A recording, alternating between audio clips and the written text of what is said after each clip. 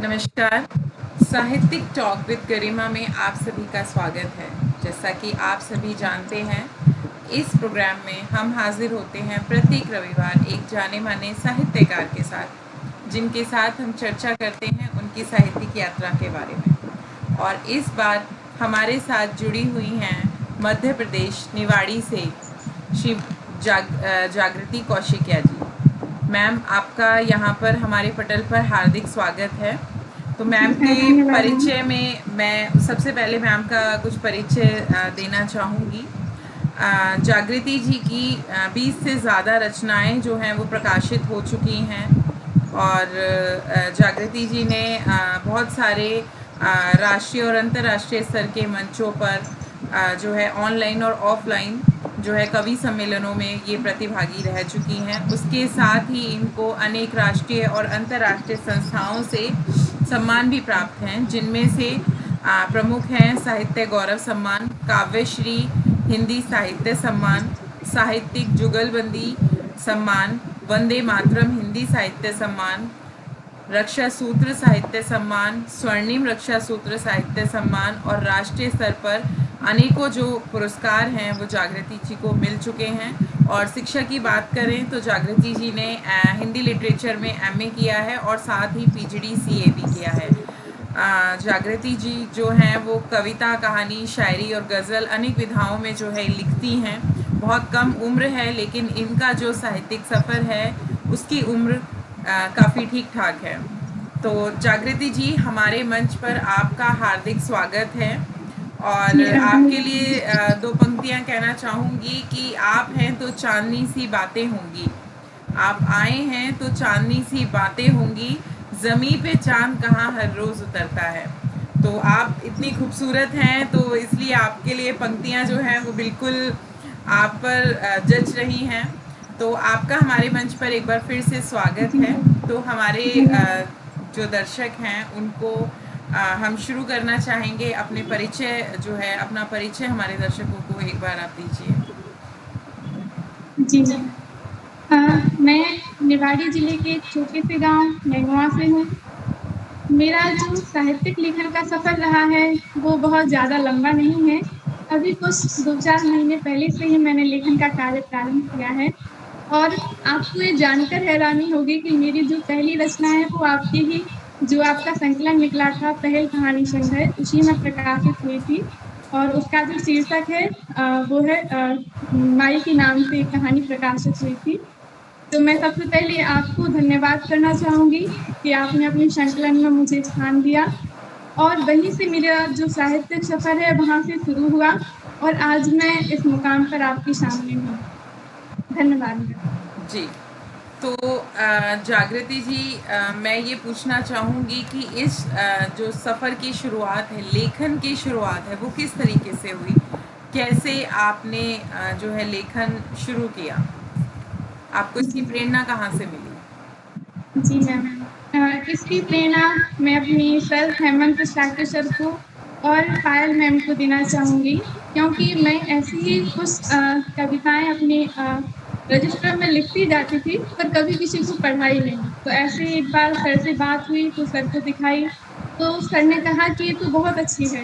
तो मतलब मैंने पीएचडी कर रखा है पर मुझसे भी नहीं लिखा जाता और तुम अपने इस हुनर को आगे बढ़ाओ। जी। और उन्होंने कहा कि मैं तुम्हारी इस हुनर में, तुम्हारी इस सफलता में मैं तुम्हारे साथ रहूँगा। तो वहीं से फिर जो पायल मैम हैं, निवाड़ी कॉलेज की वो डॉक्टर हैं, डॉक्टर पायल लिल्हारी, तो वो हिंदी विभाग की अध्यक्ष हैं निवाड़ी कॉलेज में। तो उनके कई संकलन प्रकाशित हुए हैं, तो उन्होंने अपने संकलन में मुझे हिस्सेदारी दी। फिर वहीं से धीरे-धीरे जो मेरा साहित्यिक सफ़र है फिर शुरू हुआ। जी, बहुत ही अच्छी बात है ये कि आपको ऐसे गुरु मिले।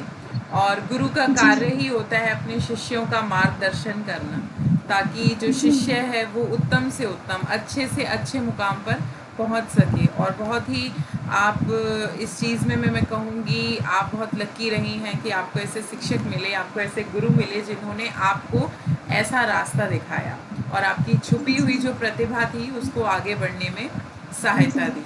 तो मैं आगे ये पूछना चाहूँगी कि जागृति, आगे इसमें परिवार का किस तरह का जो सहयोग है वो रहा? जी परिवार का पूर्ण सहयोग मुझे मिला और यह एक बहुत आवश्यक पहलू हमारे जीवन का होता है कि जहाँ परिवार का साथ हमारे साथ होता है, तो हम बड़ी से बड़ी मुश्किल का सामना भी मुस्कुरा कर लेते हैं। तो यही मेरे साथ हुआ, मेरे परिवार का पूर्णतः सहयोग मुझे प्राप्त हुआ और मेरे जो पिताजी हैं, दीदी लोग हैं, सब लोगों का बहुत सहयोग है और उन्हीं की वजह से अब मैं इतने सारे ऑनलाइन माध्यम से, ऑफ़लाइन से इंटरनेशनल लेवल पर भी कई कार्यक्रमों में हिस्सेदारी लेती हूँ और इसी तरह से आगे बढ़ती हूँ। बहुत ही अच्छी बात है कि परिवार का अगर सहयोग मिले तो बेटियां जो हैं वो और अच्छे मुकाम पर पहुंच सकती हैं, और आप जी, खुशकिस्मत हैं कि आपका जो परिवार है वो आपको इतना सहयोग कर रहा है। तो आगे जागृति जी, हम आपकी कुछ रचनाएं सुनना चाहेंगे। आपकी कोई जी मैम। एक कविता जो आपको बेहद पसंद हो, सबसे पहले वो सुना दीजिए। जी मैम। अ, रचनाएँ तो हैं पर अभी मैंने एक आज ही रचना लिखी है, मैं उसको सुनाना चाहूँगी पहले। देशभक्ति के ऊपर है। ये भारत माँ के वीर पुत्र, हे आजादी के रखवारे, हे युवा तिरंगा वहन करें धरती अंबर आनन सारे।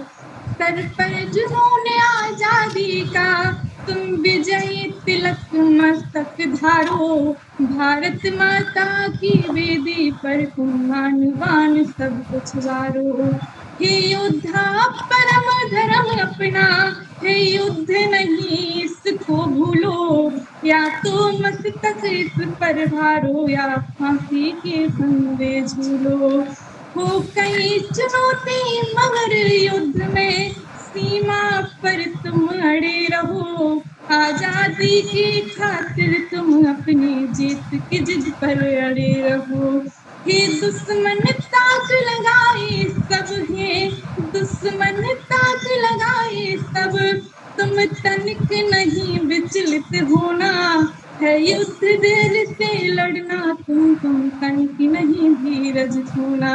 ये युद्ध धैर्य से लड़ना तुम तनिक नहीं धीरज खोना। बेहद खूबसूरत, बेहद खूबसूरत, बहुत खूबसूरत लिखती हैं आप जागृति।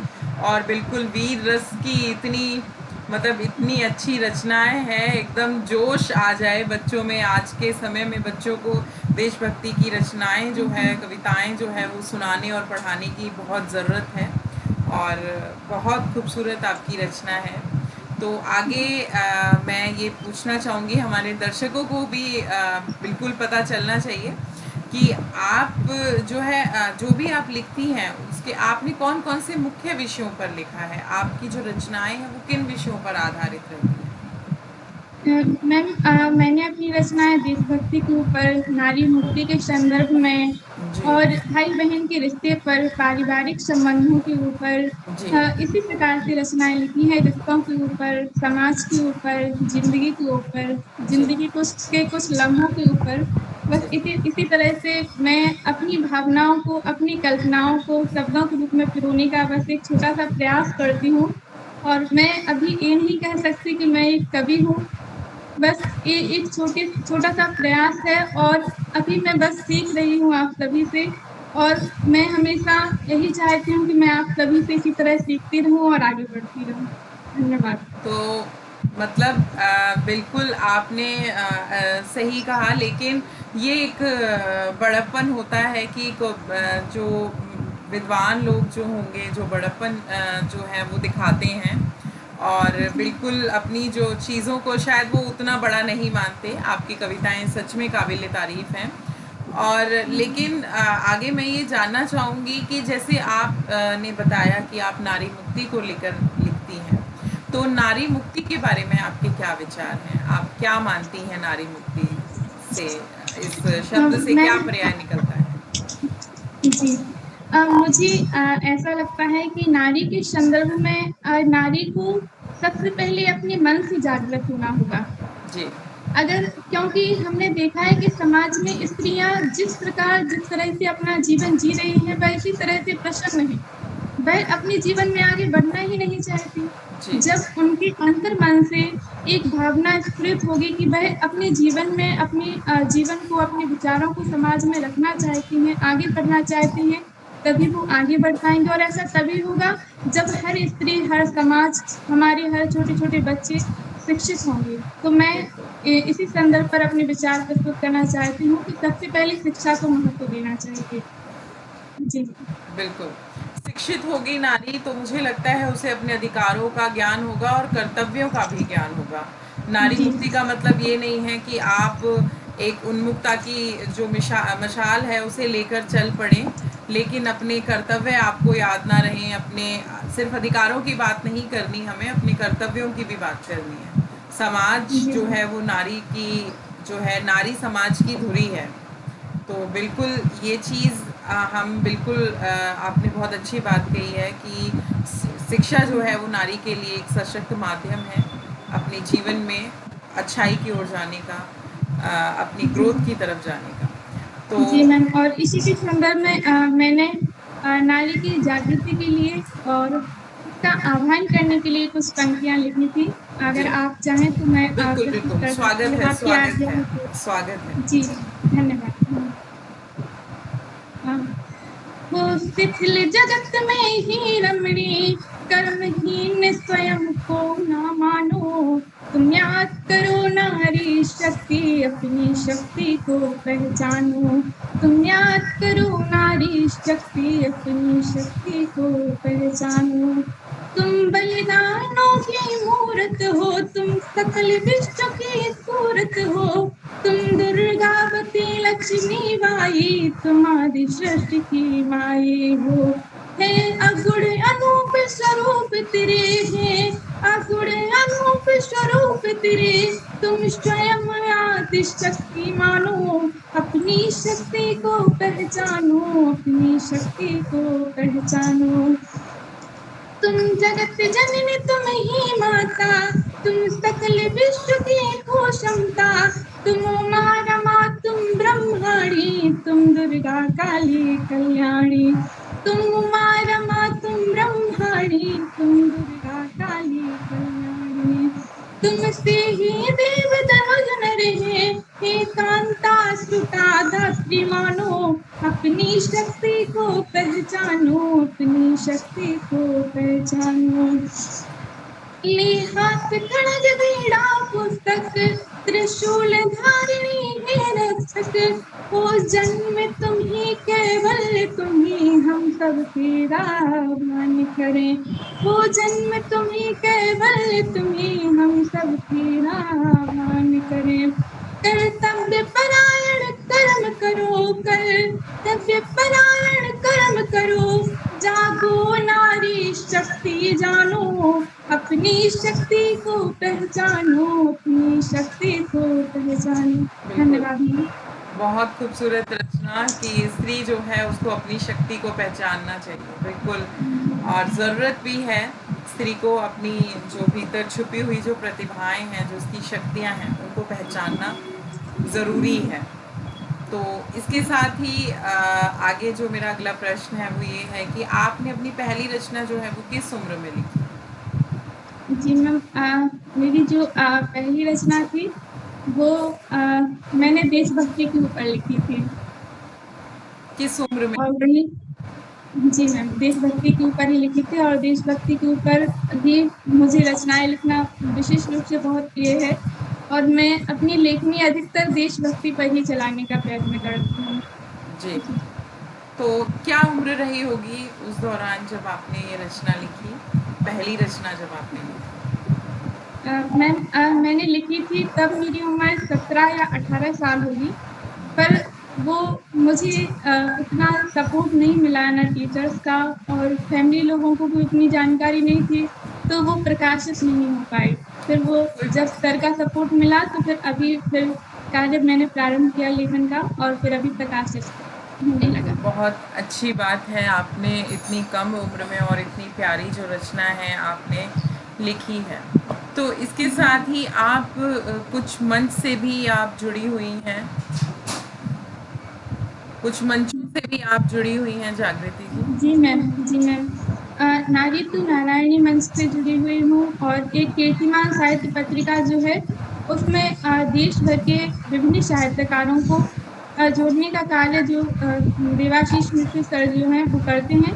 तो उन्हीं का जो एक समूह है, उनके 8 समूह हैं, तो उनमें से एक जो समूह है उसकी संपादिका वो संचालन का कार्य मैंने अभी कुछ दिनों पहले से मुझे सौंपा गया है, तो मैं वही कार्य कर रही हूँ। जी।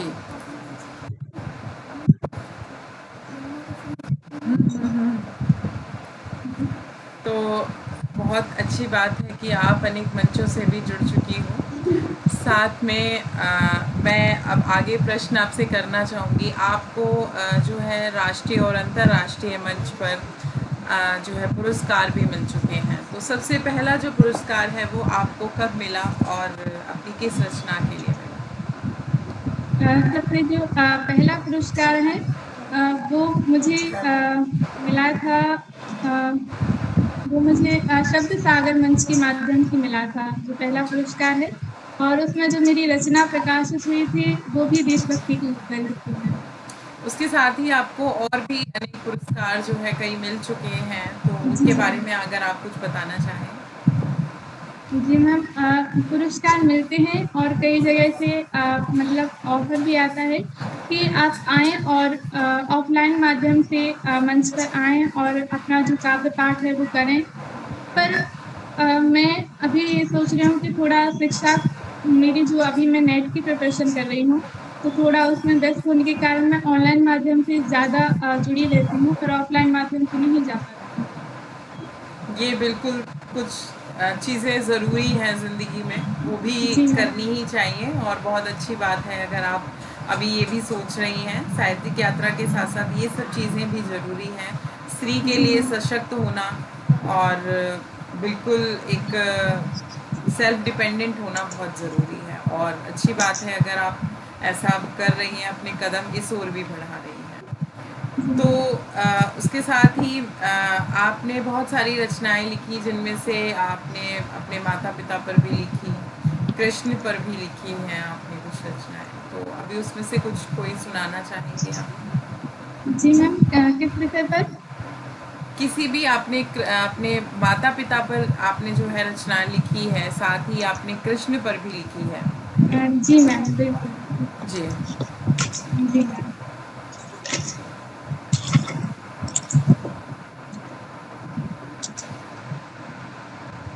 मैंने अपने पिता के ऊपर एक रचना लिखी थी, वही आपको सुनाती हूँ।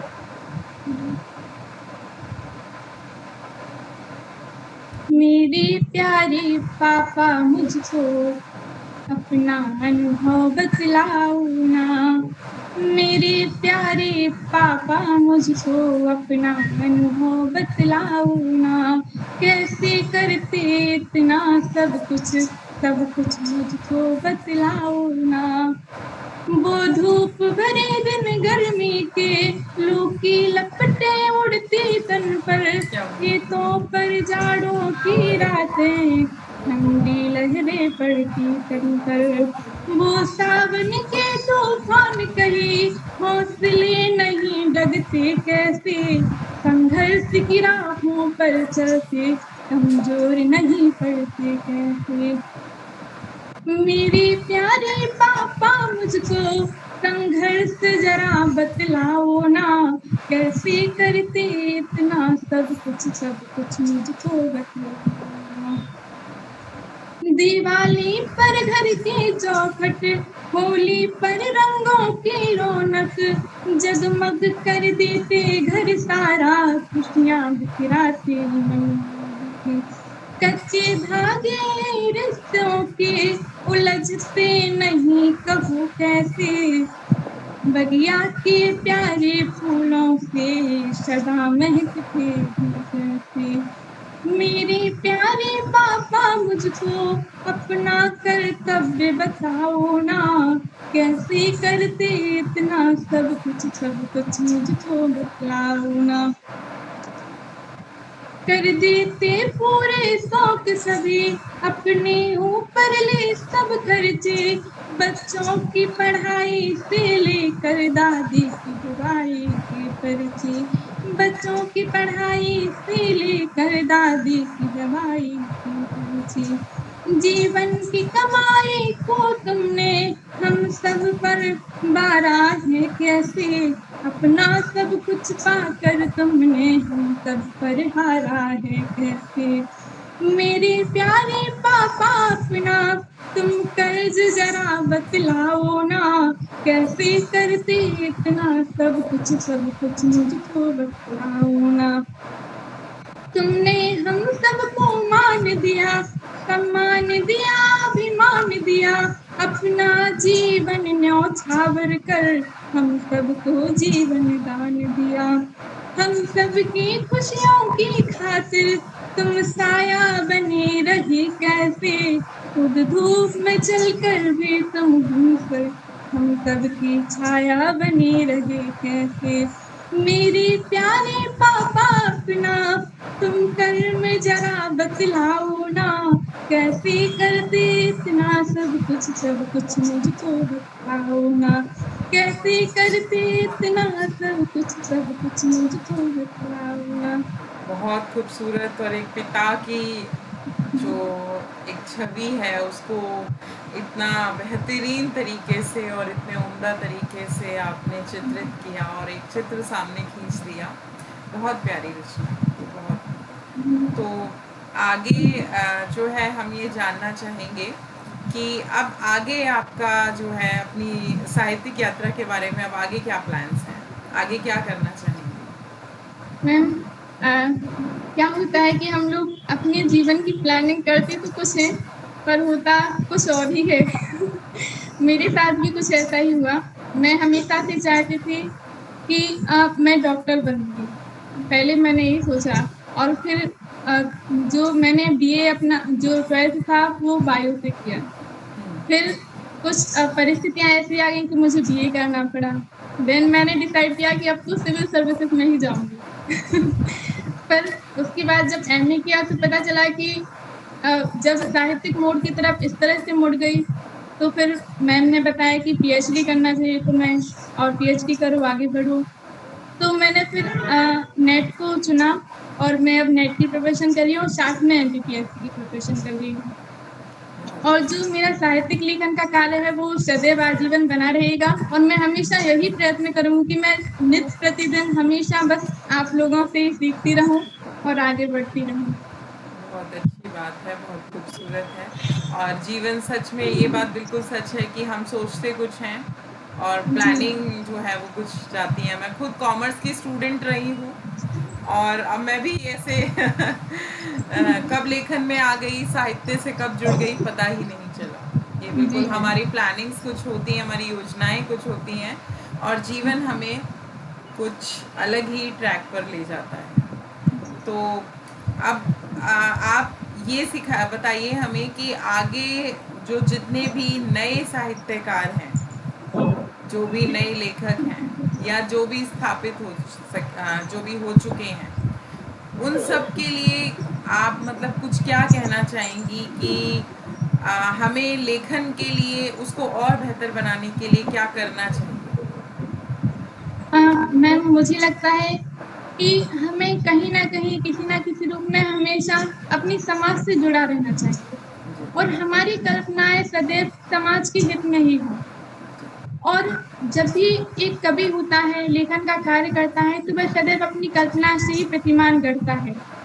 नई नई प्रतिमान उसकी कल्पनाओं में ही बनती रहती हैं, सिमटती रहती हैं, और शब्दों के माध्यम से कविताओं में निखरती रहती हैं। तो यही रहता है।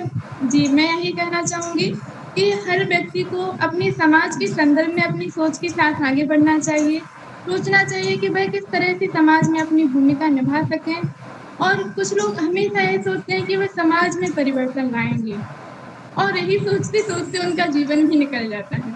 तो मैं यही कहना चाहूँगी कि हर व्यक्ति को अपने जीवन में परिवर्तन लाना चाहिए। अगर हर व्यक्ति अपने जीवन में परिवर्तन लाएगा, तो समाज में खुद ब खुद ही परिवर्तन आने लगेगा। बहुत अच्छी, बहुत खूबसूरत बात है। जी। और ये भी बिल्कुल सही बात है, एक लेखक जो है वो अपनी रचनाओं में ना जाने कितनी ज़िंदगियाँ जी लेता है। और इसके साथ ही अब बिल्कुल हम अंत की तरफ बढ़ रहे हैं, तो एक बहुत कोई प्यारी सी गज़ल जो आपकी बहुत मनपसंद हो, वो कोई रचना आप सुना दीजिए। जी मैम। कोई ऐसी रचना जो आपको बेहद पसंद है, वो आप सुना दीजिए। बेहद पसंद। जी मैम। मैं 4 पंक्तियाँ शायरी की लिखती हूँ। मैंने ये शायरियाँ अपनी फ्रेंड्स के लिए लिखी थी, क्योंकि कहीं न कहीं हमारी जो दोस्त रहते हैं, उनका भी हमारे जीवन में एक विशेष योगदान रहता है। तो मेरी सहेलियों का सदैव यही रहा कि उन लोगों ने हमेशा, अगर मैं कभी बोलूँ कि नहीं मुझसे ये नहीं हो पाएगा, तो वो सदैव कहते हैं, "नहीं जागृति, तुम कर सकती हो और मुझे तुम्हारे ऊपर विश्वास है।" तो लोगों के साथ एक विशेष जुड़ाव मेरा सदैव रहा है, तो मैंने उन्हीं के लिए लिखा था कुछ कि समर्पण के शिखर से गूंजते विश्वास से हो तुम, प्रणय बेला मधुर अंतिम मिलन के आस से हो तुम, प्रणय बेला मधुर अंतिम मिलन के आस से हो तुम, तुम्हारे बिन लगी बुझने को लो जीवन की अब मेरे, तुम्हारे बिन लगी बुझने को लो जीवन की अब मेरे, ये जीवन मित्र बिन निष्फल की अंतिम श्वास सी हो तुम, ये जीवन मित्र बिन निष्फल की अंतिम श्वास सी हो तुम। बहुत बहुत बहुत खूबसूरत। मित्र का होना ज़रूरी भी है और एक सार्थक मित्रता का होना जीवन को एक सही दिशा दे सकता है। और आपकी अगर मित्र ऐसा कर रही हैं तो बहुत आप इस चीज़ में खुशकिस्मत हैं कि आपको ऐसी मित्र मिली है। बहुत जी अच्छी बात है ये। और अब हम अंत की तरफ बढ़ रहे हैं। साथ में जागृति जी, हमारे व्यूअर्स के लिए आप क्या संदेश देना चाहेंगे? जी मैम। हमारे व्यूअर्स के लिए आप क्या संदेश देना चाहेंगे? मैम, मैं यही संदेश देना चाहती हूँ कि वो लोग जहाँ भी हैं, जैसी भी स्थिति में हैं, ये ज़रूरी नहीं है कि हम लेखन के माध्यम से ही या साहित्य के माध्यम से ही समाज में अपनी भूमिका निभाएँ। वो जहाँ भी हैं, जैसे भी हैं और अपने जीवन में अपनी कर्म के माध्यम से समाज में किसी न किसी तरह से अपना योगदान देते रहें। क्योंकि समाज किसी एक का नहीं है, किसी एक से नहीं बदलेगा। हम सभी के कर्तव्य से, हम सभी के माध्यम से ही समाज में जागृति आएगी, प्रगति जागृति। इसी जागृति का संदेश देना चाहती हूँ अपनी व्यूअर को कि हमेशा अपना जो कर्तव्य है वो करते रहें पूरी निष्ठा के साथ और जीवन में आगे बढ़ते रहें और इस जागृति पर अपना आशीर्वाद बनाए रखें। बहुत खूबसूरत। और अब आपके लिए कुछ पंक्तियाँ मैं अर्ज़ करना चाहूँगी कि एक बहुत प्यारा सा हँसी एहसास हो तुम, हर पल में जी। घुल जाओ वो खास हो तुम, पूरी उम्र जो याद रहेगा सबको, पूरी उम्र जो याद रहेगा सबको, इस शाम का वो हँसी आगाज़ हो तुम, इस शाम का वो हँसी आगाज़ हो तुम। तो जागृति जी, आपकी साहित्यिक यात्रा के बारे में जो कि अभी शुरू हुई है, और हम आपके लिए शुभकामनाएं देते हैं और बहुत सारी बधाइयाँ देते हैं अब तक आपका जो भी सफ़र रहा है, और बहुत सारी शुभकामनाएं आपके आने वाले सफ़र के लिए कि आपको बहुत सारी सफलता मिले। और आपका जो लेखन है वो बहुत उम्दा और स्तरीय है, और बिल्कुल हमारी शुभकामनाएं आपके साथ हैं कि आप इस तरीके का ही आप लिखती रहें, देशभक्ति पर आप लिखते रहें, और सारी भावनाएं जो हैं वो अपने लेखन के ज़रिए जो है वो अपनी दर्शाती रहें। और साथ ही अब जो है विदा लेने का हमारा समय आ गया है, और जागृति जी का हम धन्यवाद करते हैं कि आपने अपना कीमती समय जो है हमारे मंच को दिया। और बातें बहुत सारी हैं, लेकिन अभी क्योंकि जो समय है वो बहुत तेज़ गति से दौड़ा जा रहा है, तो अब हमें इस कार्यक्रम को बिल्कुल अंतिम रूप देना पड़ेगा। और इसके साथ ही अब हम विदा लेते हैं, और हमारे व्यूअर्स से भी हम विदा लेते हैं अगले रविवार तक के लिए, जहां हम हाजिर होंगे एक जाने माने साहित्यकार के साथ, जिनके साथ चर्चा करेंगे उनकी साहित्यिक यात्रा के बारे में। आपको हमारा प्रोग्राम कैसा लगा, इसके लिए कमेंट ज़रूर करें, हमें बताइए। आपके फीडबैक जो है उसकी हमें बहुत बहुत आपका स्वागत है, आपके फीडबैक का। और साथ ही स्वस्थ रहिए, मस्त रहिए। धन्यवाद। धन्यवाद।